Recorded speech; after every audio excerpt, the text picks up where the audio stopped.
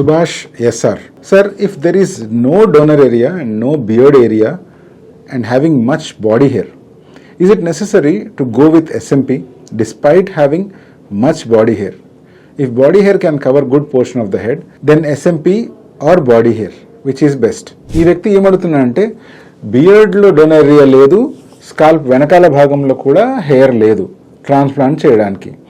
ఇప్పుడు తల మొత్తం బాల్డ్ ఉన్నప్పుడు జస్ట్ బాడీ హెయిర్ తీసుకొని స్కాల్ప్ మీద మేజర్ పోర్షన్ కవర్ చేయొచ్చా? ఒక పాయింట్ చాలా క్లియర్ గా మనం అర్థం చేసుకోవాలి. మనకు డోనర్ ఏరియా అవైలబిలిటీ ఉంది అంటే, for example only body hair ఉన్నా పర్వాలేదు, ఆ హెయిర్ కాస్త దట్టంగా ఉండి హెయిర్ క్వాలిటీ బాగుంది అన్నప్పుడు chest hair, back hair, pubic hair, ఇంకా వేరే పార్ట్స్ లో కూడా బాడీ హెయిర్ కనుక బాగున్నట్లయితే తీసుకొని మనం డెఫినెట్ గా ట్రాన్స్ప్లాంట్ చేయొచ్చు. Major portion of scalp cover అవుతుందని గ్యారంటీగా చెప్పలేము, కానీ అట్లీస్ట్ ఒక డీసెంట్ హెయిర్ లైన్ అయితే క్రియేట్ చేయొచ్చు. ఇప్పుడు వచ్చిన ప్రాబ్లం ఎక్కడొస్తుంది అంటే బాడీ హెయిర్ గ్రోత్ ప్యాటర్న్ చాలా డిఫరెంట్ గా ఉంటుంది, వాటి అనాజన్ సైకిల్ కూడా తక్కువగా ఉంటుంది.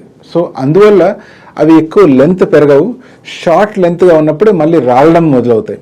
సో దీన్ని చూసి మనం కొంచెం పానిక్ అయ్యే ఛాన్స్ ఉంది. ఇప్పుడు ఇంకో పాయింట్ మీరు ఏమడిగారు అంటే SMP బదులు ఓన్లీ బాడీ హెయిర్ చేస్తే సరిపోతుందా అని. ఎవరికైతే స్కాల్ప్ డోనరియా లేదు, బియర్డ్ డోనరియా లేదు అన్న సిచ్యువేషన్ లో ఓన్లీ బాడీ హెయిర్ మాత్రమే ఎంత తీసినా కూడా ఫుల్ కవరేజ్ ఇవ్వడం అనేది చాలా కష్టం, కాబట్టి ఆ మిగిలిన ఏరియాలో SMP చేయడమే మంచిది.